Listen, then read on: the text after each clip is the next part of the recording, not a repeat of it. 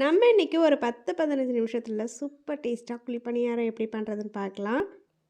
Evening டைமில் கிட்ஸ்க்கெலாம் இது மாதிரி உடனடியாக எதுனா பண்ணோன்னா கண்டிப்பாக இது மாதிரி பண்ணலாம். வீட்டில் உள்ள இட்லி தோசை மாவில் சூப்பராக பண்ணிடலாம். இது பார்க்குறதுக்கு முன்னாடி உங்ககிட்ட கேட்குற பெரிய ரிக்வெஸ்ட், ப்ளீஸ் உங்களோட சப்போர்ட் மட்டும் கொடுத்து சப்ஸ்கிரைப் பண்ணுங்கள், அது போதும். வாங்க இப்போ எப்படி பண்ணுறதுன்னு பார்த்துடலாம். அதுக்கு நான் வீட்டில் உள்ள இட்லி மாவு தான் எடுத்திருக்கேன். 1 கப் மாவு எடுத்திருக்கேன். இதில் நம்ம ஒரு தாளிப்பு கொடுத்துக்கலாம். 1 டேபிள் ஸ்பூன் எண்ணெய் சூடு பண்ணியிருக்கேன். அதில் 1/2 டீஸ்பூன் கடுகு சேர்த்துக்கலாம். கடுகு உடைஞ்சதும் இதில் 1 டீஸ்பூன் கடலைப்பருப்பு சேர்த்துக்கலாம்.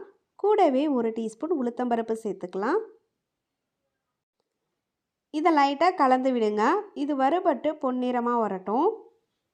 இது போல் லைட்டாக நிறம் மாறி வந்ததுக்கப்புறமா ஒரு பச்சை மிளகாவை குட்டியாக கட் பண்ணியிருக்கேன், அதை உள்ளே சேர்த்துக்கலாம். நீங்கள் உங்கள் காரத்துக்கு ஏற்ப அட்ஜஸ்ட் பண்ணிக்கோங்க.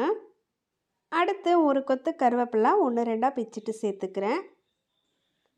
இதை சேர்த்துட்டு லைட்டாக கலந்து விடுங்க. இப்போ இதில் ஒரு சிட்டிகை மஞ்சள் தூள், ஒரு சிட்டிகை பெருங்காயம் சேர்த்துக்கலாம். அப்புறமா ஒரு வெங்காயத்தை ரொம்ப குட்டியாக கட் பண்ணி சேர்த்துருக்கேன். நீங்கள் வேணும்டா இது கூட துருவின கேரட் கூட சேர்த்துக்கலாம், ரொம்ப நல்லாயிருக்கும். இது எல்லாத்தையும் சேர்த்துட்டு லைட்டாக கலந்துட்டு உடனே ஸ்டவ் ஆஃப் பண்ணிவிடுங்க. வெங்காயம் வதக வேண்டாம், லைட்டாக கலந்து விடுங்க, அது போதும். அந்த சூடுலேயே லைட்டாக அந்த வதக்கி வரும்ல, அது போதும். அப்போ தான் வெங்காயம் நம்மளுக்கு சாப்பிடக்குள்ள க்ரன்ச்சியாக இருக்கும். இதை அப்படியே எடுத்து மாவு கூட சேர்த்துக்கோங்க. கூடவே ஒரு 1/4 டீஸ்பூன் போல் உப்பு சேர்த்துருக்கேன். ஆல்ரெடி மாவில் உப்பு போட்டிருக்கிறதுனால பார்த்து சேர்த்துக்கோங்க. இது எல்லாத்தையும் சேர்த்துட்டு நல்லா மிக்ஸ் பண்ணி எடுத்துக்கலாம். மாவு ரெடியாக இருக்குது. நம்ம இப்போ பணியாரம் ஊற்றி எடுத்துக்கலாம். இப்போது கொஞ்சமாக எண்ணெய் சேர்த்துக்கோங்க.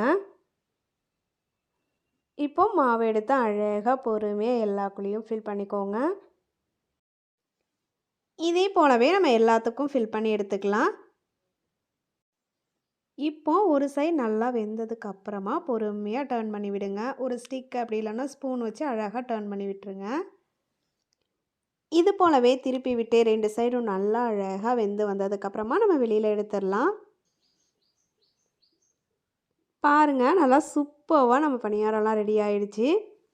இதே போலவே மீதம் இருக்கிறதுலையும் நம்ம அழகாக பணியாரம் ஊற்றி எடுத்துட்டோம்னா சூப்பராக ஈவினிங் டைமுக்கு ரெடி ஆகிடும். இது மார்னிங் பிரேக்ஃபாஸ்ட் கூட சூப்பராக இருக்கும், சட்னி கூடலாம் வச்சு சாப்பிட்டா. நீங்களும் இந்த சிம்பிள் பணியாரத்தை வீட்டில் ட்ரை பண்ணி சாப்பிட்டு என்ஜாய் பண்ணுங்கள். மறந்துடாமல் நம்ம சேனலை சப்ஸ்கிரைப் பண்ணிவிட்டு போங்க. தேங்க்யூ ஃபார் வாட்சிங். Have a nice day.